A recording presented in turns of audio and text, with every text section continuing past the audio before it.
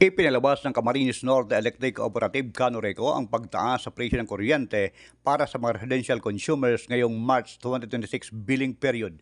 Ayon sa Canoreco, tumaas ito ng 0.2872 centavos per kilowatt hour, kaya't sa kasalukuyan ay maabot na ang residential power rate sa 9 pesos 0.9226 per kilowatt hour kumpara sa dating presyo nito na 9 pesos 0.6354 centavos per kilowatt hour noong February 2026 billing month.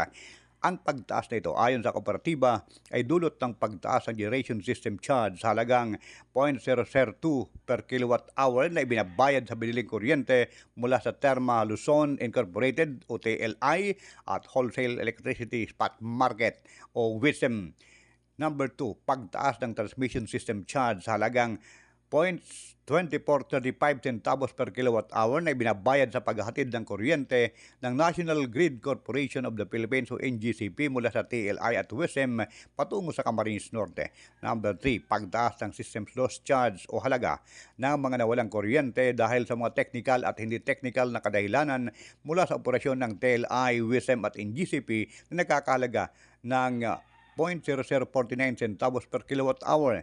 Ika-4, pagsisimula ng pagkolekta ng Interim Universal Charge Missionary Electrification o UCME rate sa halagang 0.2763 centavos per kilowatt hour. Ito ay maliban pa sa iba pang sinisingil ng gobyerno tulad ng VAT, PITOL, GIAOL at UCEC charges.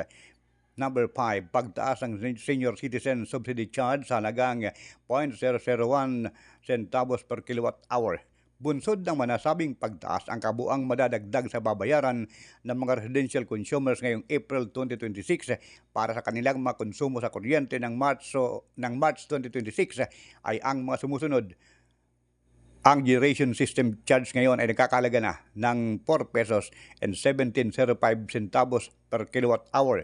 Ang transmission system charge ngayon ay nagkakalaga na ng 1 pesos and 48.21 centavos per kilowatt hour. Ang systems loss charge ngayon ay umaabot na sa halagang 0.7535 centavos per kilowatt hour. Ang government charges ay may kabuang halaga na ng 1 peso and 46.85 centavos per kilowatt hour.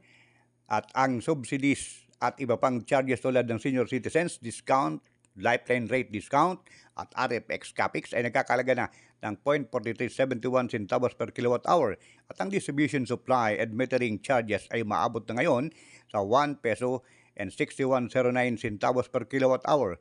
Sa huli, piniliwanag ng Canoreco na tanging ang distribution, supply and metering charges lamang umano ang napupunta sa kooperatiba para magamit sa kanilang operasyon. Para sa Radyo Pilipinas, yan ang mabalitang alay sa Diyos at alay sa bayan. Ito, sa Romel Penix, naglilingkod para sa bayan.